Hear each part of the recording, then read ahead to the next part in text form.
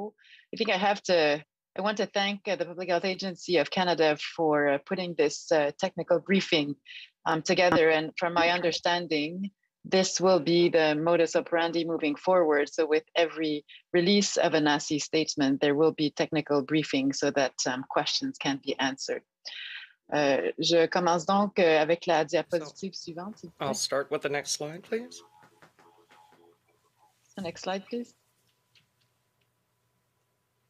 So as you know, this was presented to you before, the WHO recommends that every country has a national immunization technical advisory group, and that has been established in 134 countries.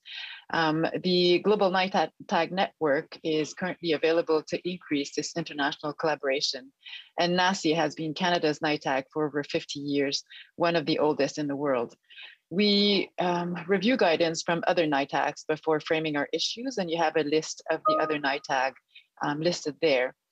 Also in Canada, most jurisdictions will also have a formal provincial or territorial immunization technical advisory group, or PITAG, such as the Comité sur l'Immunisation du Québec or the Alberta Advisory Committee on Immunization, knowing that health is a provincial jurisdiction and therefore provinces and territories will adapt NACI's recommendation to their local context. Next slide, please.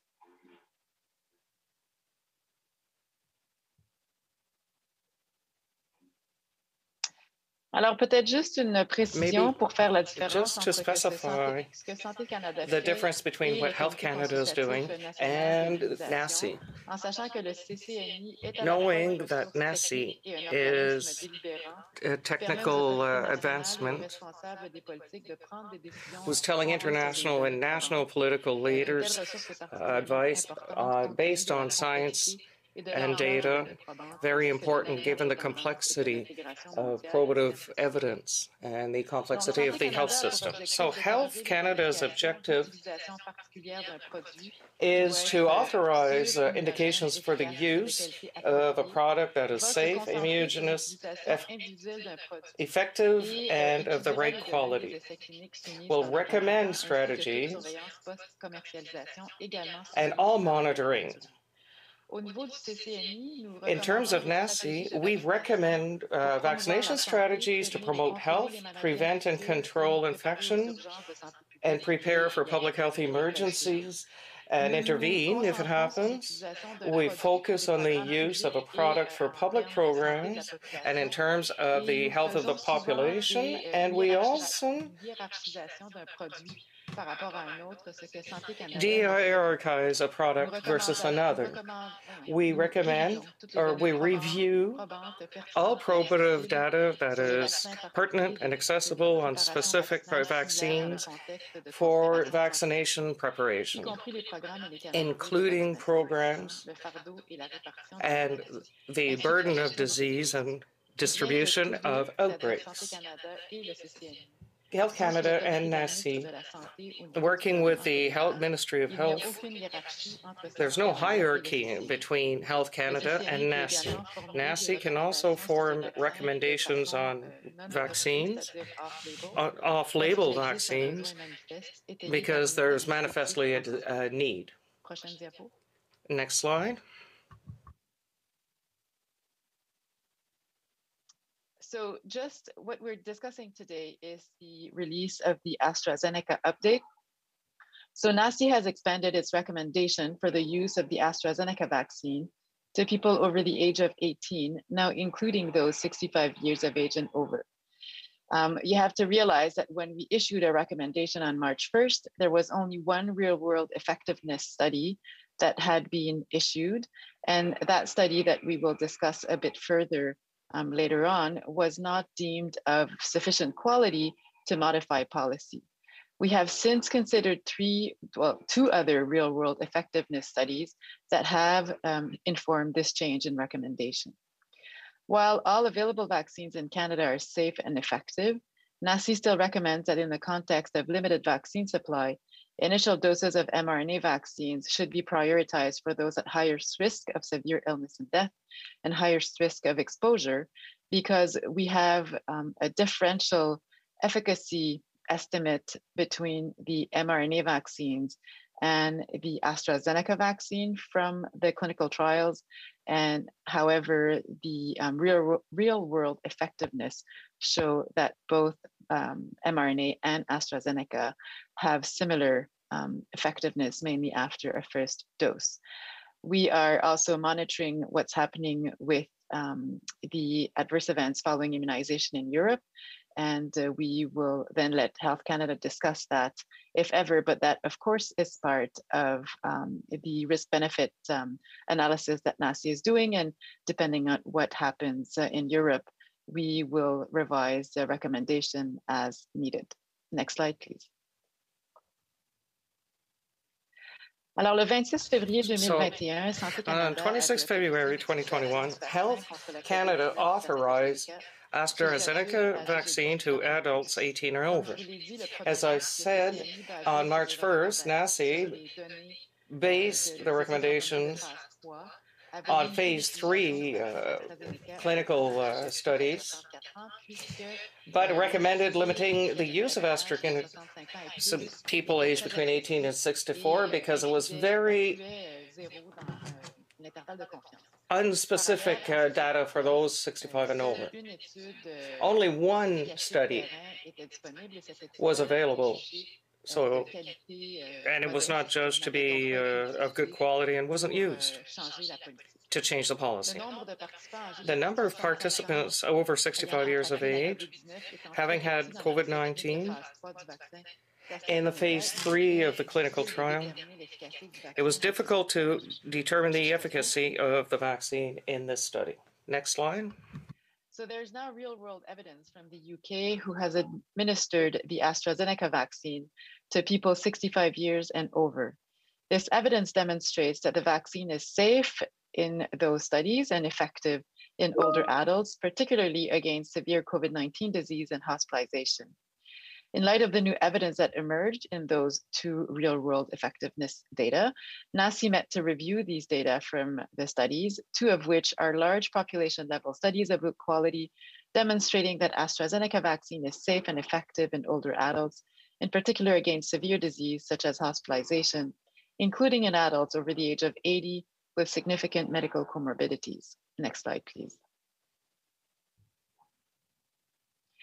Alors, la première étude the first study that we looked at was IAMS, dont le titre est Assessing the Effectiveness of BNT162b2 and ChAdOx1 and COVID-19 vaccination in prevention of hospitalization in elderly and frail adults, a single-center test negative case control study.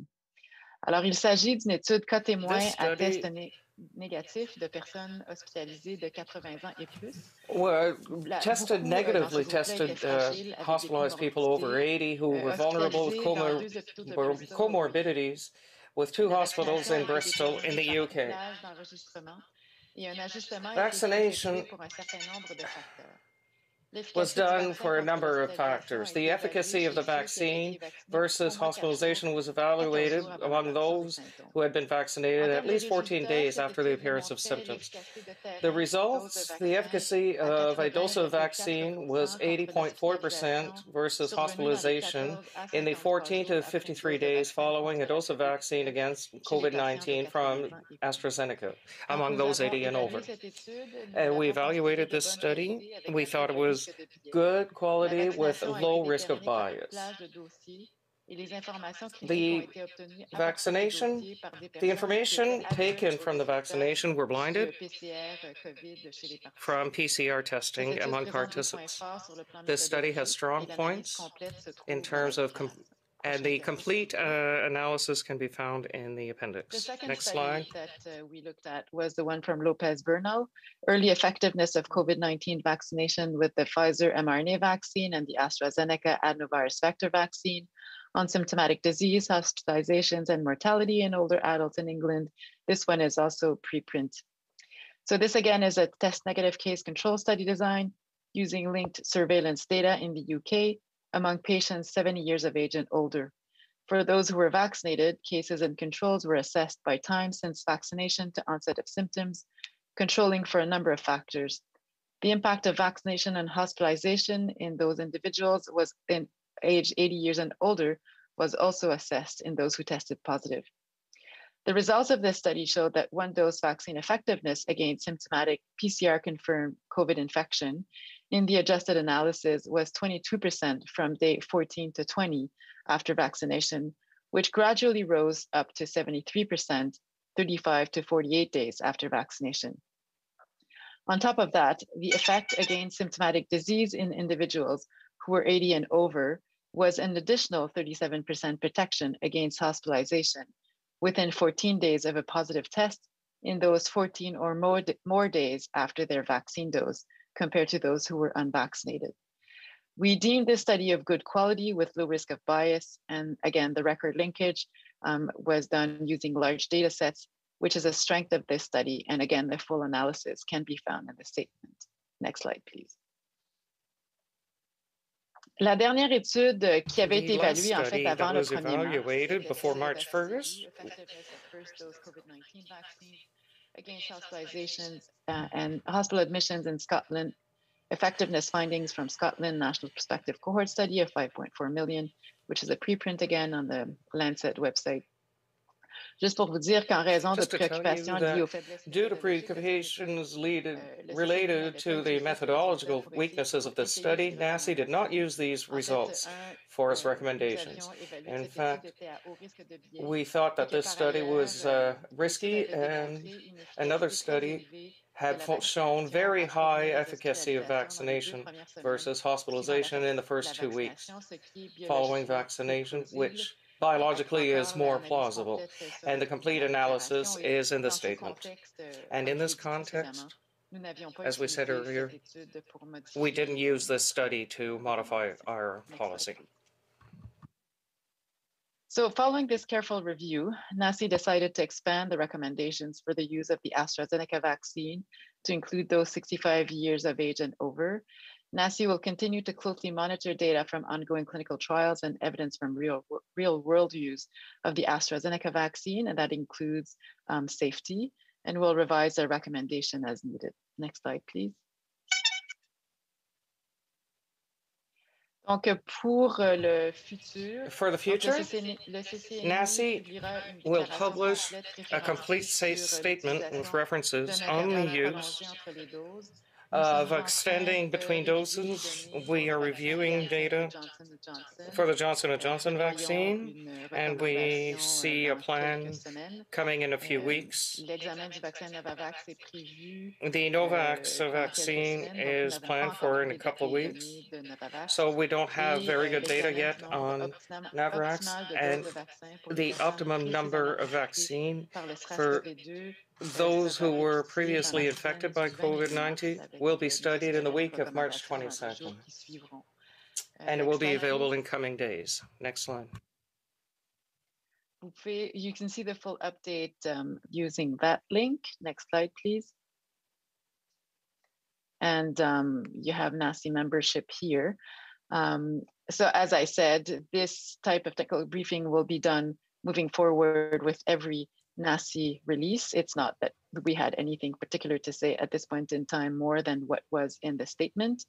And just so people know, in addition, in the interval recommendation, we are also going to be studying immunocompromised people because a few papers have been released recently. So we are keeping on top of the literature and are modifying as need be, but we know that the evidence move quickly, and so it sometimes is difficult to understand exactly what has been reviewed for which statement release. Thank you.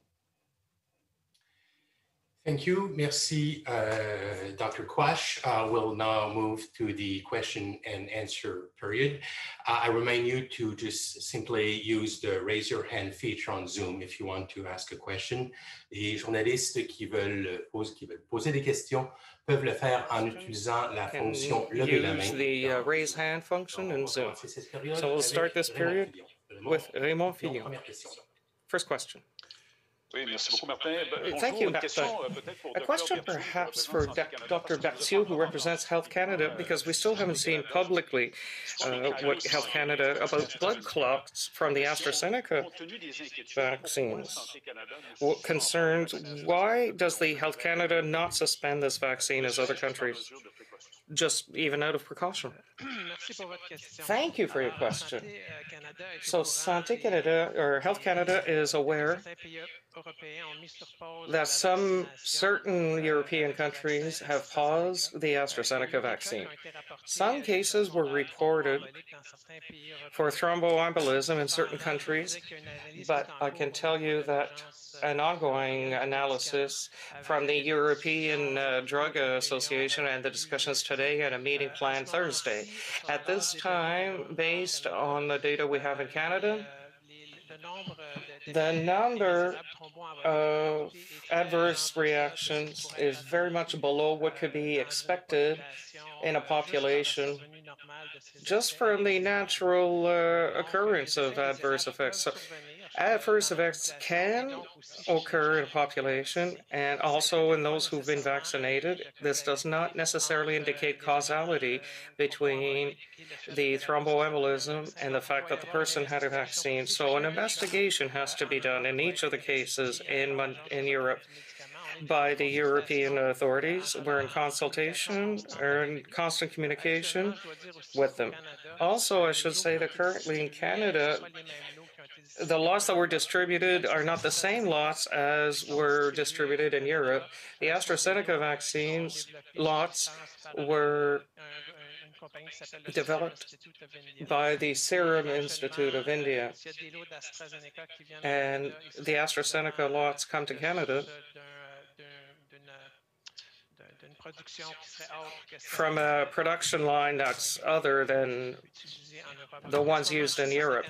So at this time, Health Canada is following these events closely and considers that given the risks associated with COVID-19 and the benefits of the vaccine, it's preferable to continue vaccinating with the vaccines available in Canada, including the AstraZeneca vaccine, which is currently considered to be effective and quality. Follow-up?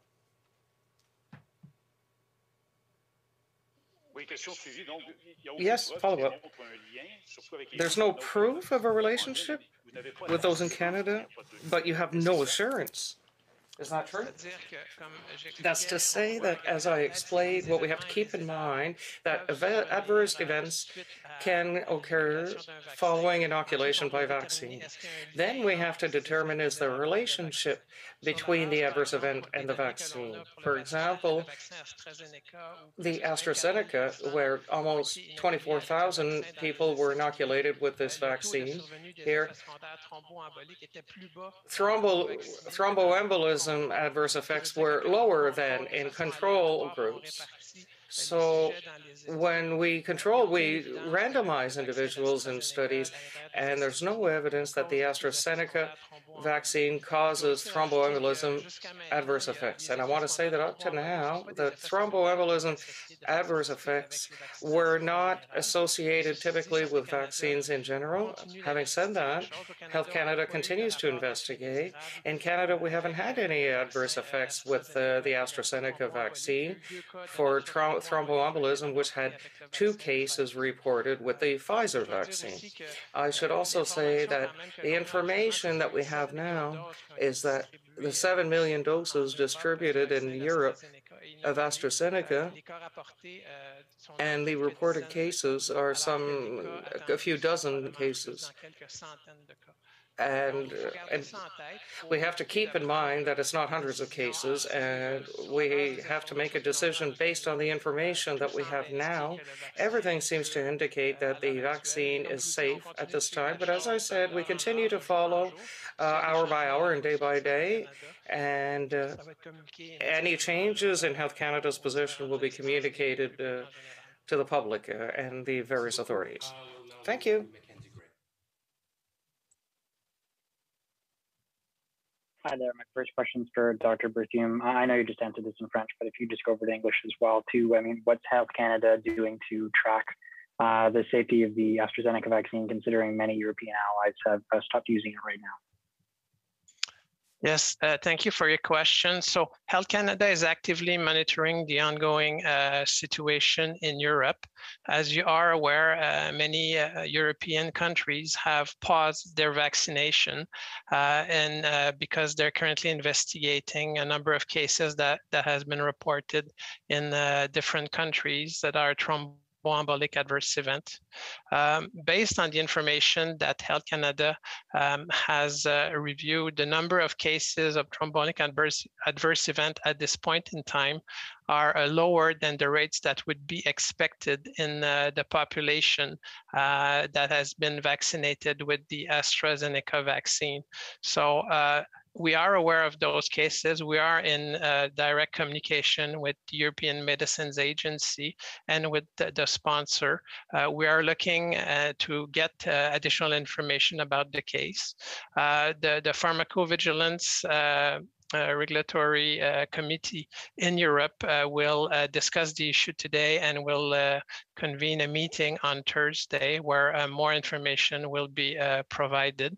At this point in time, based on the information that has been distributed by and reviewed by Health Canada, there is no safety concern with the thromboembolic adverse event because the lower the number of events are lower than expected, but we're actively looking into the issue. So overall, Health Canada considers that the benefits of the vaccines, considering the risk of contracting COVID infection and its associated complication, outweigh any risk that potentially be associated with the vaccine. Thank you. Follow up? Yeah, my follow-up question is for Dr. Quach. I think it was on March 1st that NACI put out its recommendation that AstraZeneca shouldn't be given to people over 65. And I know this isn't your fault, but then on the second, new data comes out, and then on the third, new data comes out. Why did NACI wait so long after receiving what seems to be fairly concrete data that it's okay for 65-year-olds to get the vaccine? And how much damage do you think people will think of getting this vaccine? Because originally it was not for 65, now it is for 65. There's a lot of moving parts for this. Are you concerned that people would be hesitant to get this because of the moving parts? Well, I think that everything that is moving tends to create raise questions. In terms of the sequence of events, NACI was working on different questions at that point in time. And given the fact that these data were coming out and the fact that there were other alternatives in terms of vaccines available in Canada for the elderly population, we didn't necessarily modify the sequence of events. Maybe I can refer this to Matthew Tunis, the Executive Secretary of NACI, just because the process is more with the Secretariat, but the teams were busy with other files. Matthew, I don't know if you can add anything to this. Yeah, sure. I mean, as Dr. Quach mentioned, the committee is very busy, obviously meeting weekly to discuss all the emerging data and these important topics. So there's always inevitably going to be a bit of a lag between when a committee deliberates and when the advice is made public. And as we've seen with this pandemic, as you mentioned, I mean, new data are coming out every day. And so it's an inherent feature of this kind of deliberative committee where we bring together these experts, convene them based on the available evidence, so they can make a decision at a point in time.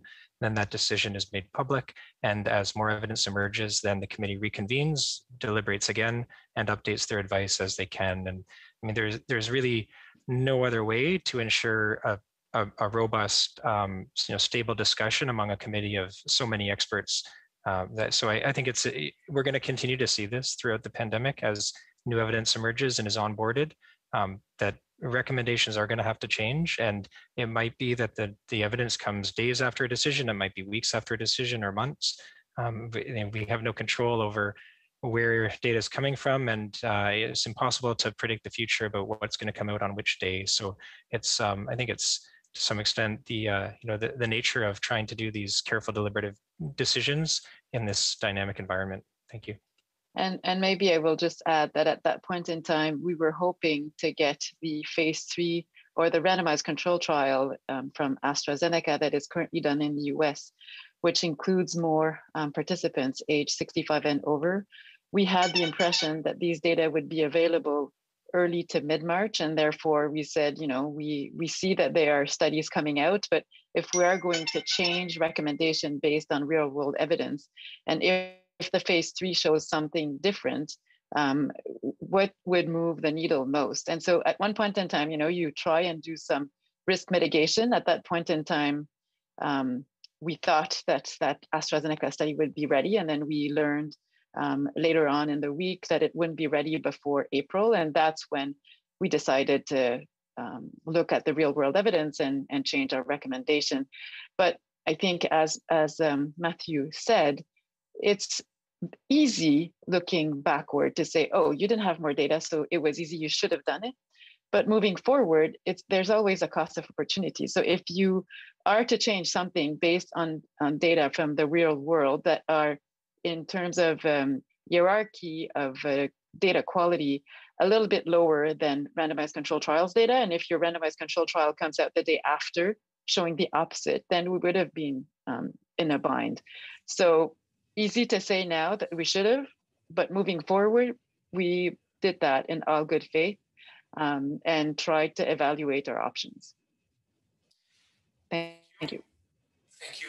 On va poursuivre avec Mélanie Marquis.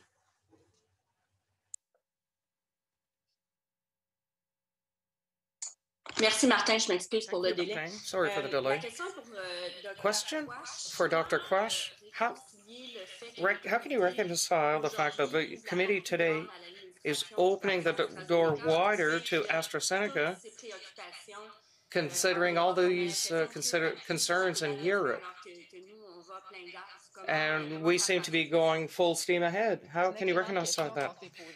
Excellent question. We asked ourselves yesterday, in fact, given that the media already knew that we had changed our recommendation because we'd spoken of it. Last night, in fact, everybody was saying that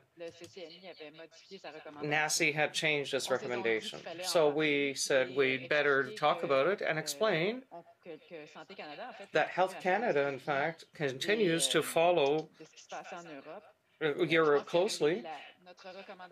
I think our recommendation is not is still in relation with what's happening in Europe, given real-world effectiveness data that have been printed since the beginning of March. And so in that context, what I said earlier, what we're saying is that it can be used, but obviously when we evaluate the risk-benefit ratio, if ever Health Canada does say there's an issue, we'll change the recommendation. But that's the problem with having a committee working with experts that meet every week, where there's a process, a very specific process to follow, that data is reviewed, written up, approved, and translated.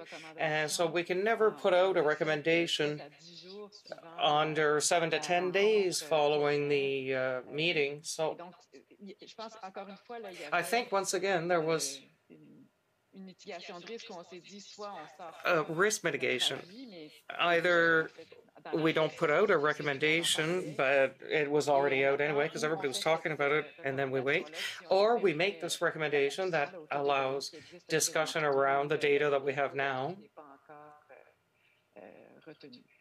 and the final decision is not yet made. To follow up for you, and maybe Dr. Bertillon, if you want to add to this, you're not the government, but given that a certain education of the population 65 and over, a certain portion of this group will avoid the vaccine, wouldn't it be a good idea to review the priority list to make sure that the AstraZeneca vaccine is given in priority to younger people? That, I would say, is more on the provinces and territories. When you read our recommendation, in fact, our recommendation preference mRNA for the risk for groups at higher risk of complication. We still have accepted the use of AstraZeneca vaccines for older people, but after that, provinces can use them the way they like. I think the idea was to allow provinces and territories to increase their vaccination rates in order to vaccinate as many people as possible. I think we need to realize that in the study that the AstraZeneca vaccine still had efficacy between 70 and 80% to prevent hospitalization and death after the first dose. This was reported in the two major studies that were done. I don't know if Dr. Bertillon wants to add something. Yes, Dr. Quach. Just to say, for priority groups, based on the NACI recommendations, is determined by public health. So Health Canada is really to approve the vaccines based on the data supplied, and then priorities to say which vaccine is better indicated for a certain group. Those recommendations are then done by other groups than Health Canada. Thank you. We'll now go to David Thurton. Hi. The audio is great during this press conference. We've had some issues with it in past Zoom ones, so thank you. I will say that someone's, I think, phone keeps going off. It sounds like a horn. You might want to just put that on mute. Yeah, that's mine. I'm sorry, I'm on call. Okay, totally. I did not know that. Apologies for that. And if there's any way that we could see the person who's speaking full screen, this is not anything that the people on the call can do. It's the people in the background. I know my TV colleagues would appreciate that. Right now, we're seeing like a 4-box version, but it's fine. The sound is great, so I appreciate that. So here's my question. If I heard you correctly, Dr. Quach, you're saying that where possible, the mRNA vaccine should be prioritized for people above the age of 65. I'm just wondering, in this period where people seem to be hesitant when it comes to vaccines, where people are saying they only want to choose certain vaccines, are you not afraid that this will worsen that situation or even encourage vaccine shopping? Yeah, no, I understand what you're saying. I think that what NACI is aiming to do is to look at the evidence and try and give data that are, recommendations that are as much as possible hinging on those evidence. As I said, the mRNA vaccines had higher efficacy in clinical trials, in particular for those 65 years and over. I understand that in the AstraZeneca trial, there were less people 65 years and over, which could have made the vaccine estimate much less precise. However, these are the data we have. If the phase 3 trial that is currently ongoing in the US with AstraZeneca, with a larger number of people age 65 and over, shows us that vaccine efficacy is similar, then we will change our recommendation. But I'm not sure how to reconcile the 95% efficacy of the Pfizer-Moderna vaccine to the 75% of the AstraZeneca without putting some, differential recommendation there. And yes, I understand that, it would be easier to be able to say that all vaccines are equivalent. I think that from an efficacy perspective, they do not seem to be all equivalent, although it is very hard to compare all those vaccines head to head.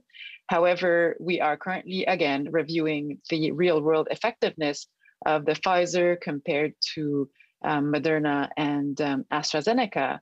And once all that is completed, if we see that in terms of vaccine effectiveness, the other vaccines are similar in terms of protection against hospitalization, complications, and death, it's possible that this recommendation changes. Ideally, you know, we would do one recommendation with all the data in hand, but that's impossible. So that's why, you know, you start with one thing and you start chewing that elephant slice by slice. I understand that it's not the ideal situation in terms of knowledge translation. It's then up to the communication people to chew that up. We make recommendations to the Public Health Agency of Canada, and the Public Health Agency of Canada will communicate that recommendation out. So again, as I said before, we are an independent committee, and that is what the committee concluded, which doesn't mean that it's not going to change. But at this point in time, that is where we stand with the recommendation. I don't know if Matthew has anything to add. No? Okay, thanks. No. Thank you. Yes, thank you for that, Dr. Quach. Just coming back to the big news out of this presser, you're changing your recommendation for AstraZeneca. You're now recommending it for people above the age of 65. I do have to ask, though, this is a change that we're seeing, you know, in a span of 2 weeks. Do you regret, Dr. Quach or Matthew, the unintended consequences of making this sudden change? And are you going to do anything differently? Have you learned anything from this? You know, David, I think it's very complicated to know what's going to happen moving forward. When we did a recommendation end of February, it was issued March 1st, but we met end of February. We were in line with most countries in Europe. The data we had were the phase 3 trial data that AstraZeneca had submitted. And as I said, we had only one real world effectiveness from Scotland, which had methodological issues. And so at that point in time, the committee felt comfortable with what had been issued. In the week after, there were real world effectiveness data that came out, and then European countries started to change their recommendations, not all of them, but some of them. And as I said, the reason why we didn't jump right away on those real world effectiveness was because we were expecting the phase 3 trial data from the US to unveil in early March to mid-March. So we said, you know, if it's next week and those data are in contradiction with the real world effectiveness, we will not have done anybody a service. So I think that people have to realize that it's not that we're flip-flopping, it's just that we try to monitor the evidence. I think the only thing that I would say would have been done differently is the communication support, so that we would have been able to explain all this exactly as we're doing today. And so based on that, I think the Public Health Agency of Canada has now recognized that this support was absolutely necessary, and this is now put in place. Could have been done earlier, but you know, it's the first pandemic of this size, and it was the first time that we ran into so much complications. The unintended consequences, well, the provinces and territories were still able to use the vaccine as recommended by Health Canada. It was done in Quebec from the first week of March, like towards the end of that week. Others could have done the same. Again, it's always easier if Health Canada and NACI agree, but it doesn't have to be. It's not the first time it doesn't. It's not the first time NACI makes preferential recommendations. I think it's just the first time that people put so much spotlight on NACI's recommendation, and it's understandable. I mean, it's, you know, vaccines are what are going to get us out of this pandemic. But the way we function is the way we functioned before. In fact, we have had to increase the speed at which we are meeting and we are writing recommendations and we're approving them, which is an additional difficulty, I would say. But the only thing I would say is, had I known all of that would be coming down so that the phase 3 trial from the US not be available before mid-April to end of April. And those two vaccine effectiveness coming out the days after the recommendation was made public, we would have waited before issuing it. But how can one know? I mean, I'm asking you, if you have a better crystal ball than I have, then by all means, please send it to me. I'll take it in a flash. Thank you. We just have a few minutes left. We'll go to Mia Rabson.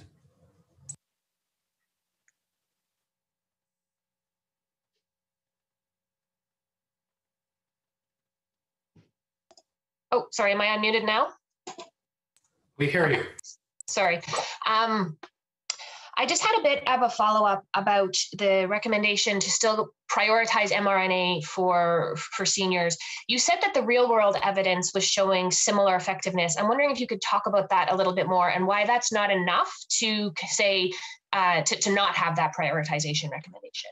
Yeah, thank you for that question. I'm not saying it's not enough. I'm just saying that it hasn't been formally reviewed by the committee yet. So we have the data and it's going to be presented to the committee. And as I said, it's because it is a committee of experts, it's impossible for me or for the executive to change a recommendation right away. We have to look at the evidence, compare them, discuss them. And given everything else that has been going on in terms of moving parts, that is in the works, but is not yet finalized. So what I'm saying is it's possible that based on these real world evidence from the mRNA vaccines, that the preferential recommendation changes. But I can't presume of what the committee is going to say because it hasn't been debated yet. Okay, perfect. Thank you so much. And I'm also wondering, in the overall guidance, it says that Pfizer in particular can be used on kids, I believe, as young as 12. But my understanding is that they haven't been fully tested on anyone under 16. So I'm wondering why we can make that recommendation for that population, and also what knowledge you have of when other kids might be allowed. Is it, or we've talked about the fact that everyone will get a vaccine by September, but it doesn't look like kids will be approved by then. So I'm just wondering if you can talk about kids a little bit and the vaccine. Yes, absolutely. So the 12 to 15-year-old in the Pfizer data was based on data that were provided by the manufacturer upon their submission to Health Canada. They did not seek authorization because they didn't have enough data. But similarly to people with immunocompromising conditions, autoimmune diseases, pregnant women, we have left it in as a shared decision-making possibility, so that if a physician decides that that a given child is at very high risk and age, 15, there is something in there because we have some data. We will not make any recommendation on the vaccine use in children before we have data from the phase 3 trials that are currently enrolling children. From our understanding, we should get some data in the next 2 to 3 months for at least the 12 to 15-year-olds. And then as data are being accrued and are deemed to be, the vaccines are deemed to be safe and immunogenic, then they will decrease in age range until they go down to the younger ones. But we're not expecting anything for children before the end of 2021. Maybe Dr. Berthiaume from Health Canada has a better knowledge of what data are coming in and when, but we're not expecting anything anytime soon. Thank you, Dr. Quach-Thanh. No, not much to add. We should have data from Pfizer in the coming months. Data from Moderna maybe a bit later, but at this point in time, then the data will need to be reviewed, and it's going to depend on what can be derived in terms of efficacy from the data. So.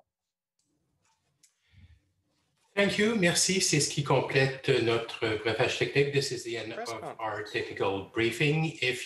Reporters, if you have additional questions, you can reach us at hc.media.sc@canada.ca. Donc, les journalistes qui ont des questions supplémentaires peuvent nous joindre au hc.media, sans accent évidemment, .sc. All right.